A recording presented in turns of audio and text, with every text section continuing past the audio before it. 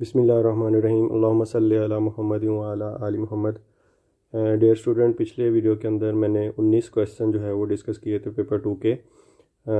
अब हम next question जो है वो डिस्कस कर लेते हैं। क्वेश्चन नंबर 20 जो है, what is the role of buffering agent in the injectable preparation.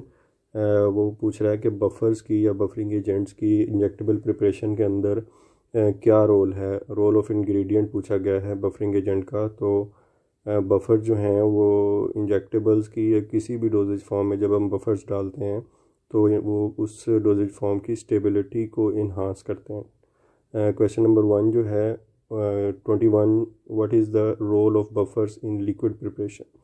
वो लिक्विड प्रिपरेशन में पूछ रहा है कि बफ़र्स की क्या जो है वो रोल है। तो बफ़र जो है डेफिनेशन आपको पता है कि बफ़र जो है ऐसे केमिकल सब्सटेंसेस होते हैं जो पीएच को चेंज होने से रोकते हैं, या दूसरे अल्फाज में पीएच को मेंटेन करते हैं। तो ऑप्शन डी जो है वो करेक्ट है।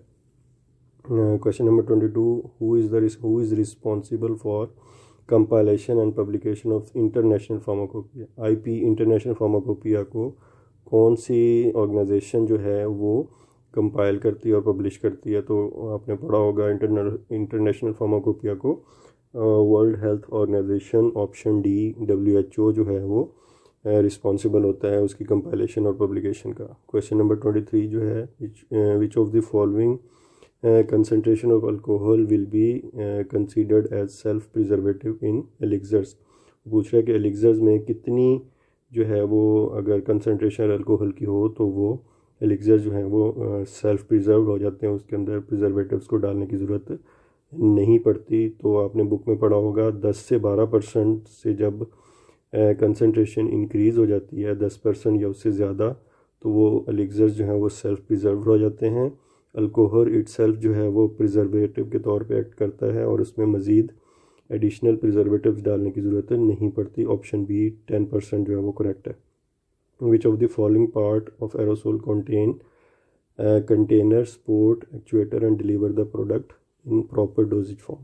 प्रॉपर फॉर्म के अंदर कौन जो यहाँ ये एरोसोल के चैप्टर में से है और एरोसोल के टॉपिक में से है, जिसमें पूछा गया है कि वो कौन सा पार्ट है एरोसोल के कंटेनर का जो एक्चुएटर को सपोर्ट भी करता है और प्रोडक्ट को एक प्रॉपर डोजेज फॉर्म के अंदर डिलीवर करने में हेल्प करता है। तो स्टेम जो है जिसके साथ जो है वो एक्चुएटर अटैच भी होता है और स्टेम फर्दर पार्ट्स को जो सपोर्ट करता है और प्रोडक्ट को बाहर प्रॉपर फॉर्म के अंदर डिलीवर करने में हेल्प करता है।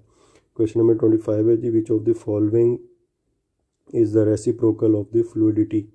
रेसिप्रोकल का मतलब होता है सिमिलर या एक जैसा। तो फ्लूइडिटी का मतलब ये है कि विस्कोसिटी जो है वो फ्लूइडिटी का सिमिलर वर्ड जो है वो हम यूज़ करते हैं। ऑप्शन ए करेक्ट होगा। Which of the following is preparation that is use to stimulate the body immune response against disease. तो ये पूछ रहा है कि वो कौन सी प्रिपरेशंस होती हैं जो ह्यूमन बॉडी के अंदर या बॉडी के अंदर इम्यून रिस्पॉन्स को स्टिमुलेट करती हैं।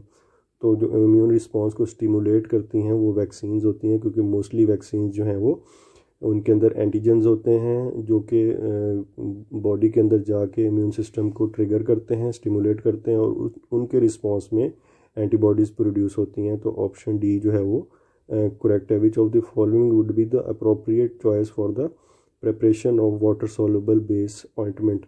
तो पॉलीइथाइलिन ग्लाइकोल जो हैं ये वाटर सॉल्युबल बेसिस के तौर पे जो है वो यूज़ की जाती हैं ऑइंटमेंट्स के अंदर। क्वेश्चन नंबर 28 जो है, glass ampoule is an example of which of the following container. Glass ampoule जो हैं वो सिंगल डोज कंटेनर की एग्जांपल है। जो ग्लास एम्प्यूल में एक ही डोज होती है इंजेक्टेबल्स की, तो सिंगल डोज कंटेनर की एग्जांपल्स के अंदर आते हैं। Which of the following method is used in the pharmacy to remove the admix water from the product. ये चारों ही जो ऑप्शंस हैं इसके अंदर जो प्रोसेस हैं, चारों के चारों ऐसे ऑप्शंस हैं या प्रोसेस हैं जो किसी भी प्रोडक्ट में से या ड्रग में से या इंग्रेडिएंट में से वाटर को रिमूव करते हैं, लेकिन वो प्रोडक्ट की बात कर रहा है तो इसमें से मोस्ट सूटेबल जो आंसर होगा वो लाइफलाइजेशन का प्रोसेस होता है, जो प्रोडक्ट में से जो है वो वाटर को जो है वो रिमूव करता है या निकालता है।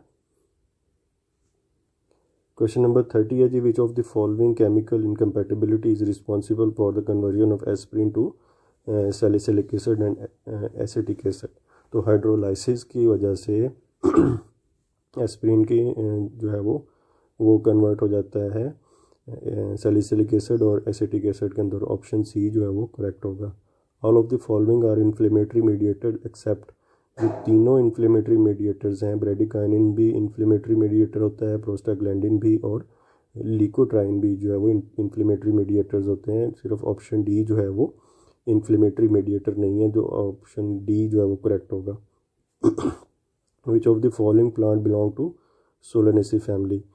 वो पूछ रहा है कि इन चारों जो नीचे प्लांट्स हैं इनमें से कौन सा जो वो सोलेनेसी फैमिली से बिलोंग करता है। तो वैसे तो यहाँ पे जो ऑप्शंस दिए गए इनमें से जो अट्रोपा बेलाडोना और निकोटियाना टोबैकम दोनों जो है वो सोलेनेसी फैमिली से बिलोंग करते हैं। तो मैंने यहाँ पे अट्रोपा बेलाडोना को लगाया है, अगर आपने निकोटियाना टोबैकम को भी लगाया तो वो भी करेक्ट होगा। Which of the following is known as stomata number. तो स्टोमेटा नंबर की जो डेफिनेशन है, average number of the stomata per square millimetre of the epidermis. तो ये जो है वो ऑप्शन ए करेक्ट है। Which of the following enzyme it digest protein by converting them into the protease and peptase. तो pepsin enzyme जो है वो प्रोटीन्स की डाइजेशन करता है। Which of the following enzyme catalyse the joining of two molecule by forming a new chemical bond. तो वो पूछ रहा है कि कौन सा एंजाइम है जो दो मॉलिक्यूल को आपस में ज्वाइन करता है, जोड़ता है। तो लाइगेजेस जो हैं, आपने पढ़ा होगा जो टाइप्स ऑफ एंजाइम जो हैं क्लासिफिकेशन एंजाइम के अंदर, लाइगेजेस जो हैं ऐसे एंजाइम्स होते हैं जो दो मॉलिक्यूल को आपस में जोड़ते हैं। तो ऑप्शन सी जो है वो करेक्ट है। Which of the following is an extraction process in which hot menstruum is poured on crude drug and allow them for some time।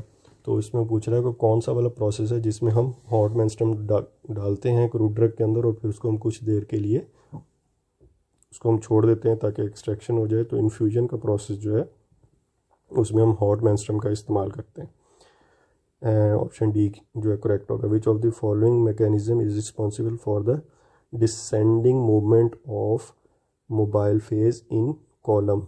तो वो कौन सा मैकेनिज़्म है जो क्रोमेटोग्राफी जो हम क्रोमेटोग्राफी परफॉर्म करते हैं, तो उसमें कौन सा वाला मैकेनिज्म वो पूछ रहा है कि जिसकी वजह से मोबाइल फेज जो है वो नीचे की तरफ मूव करेगी। तो डेफिनेटली जो भी चीज़ नीचे की तरफ मूव करेगी वो ग्रेविटी की वजह से जो है वो मूव करती है।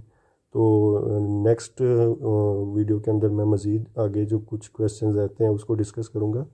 थैंक यू, अस्सलाम वालेकुम।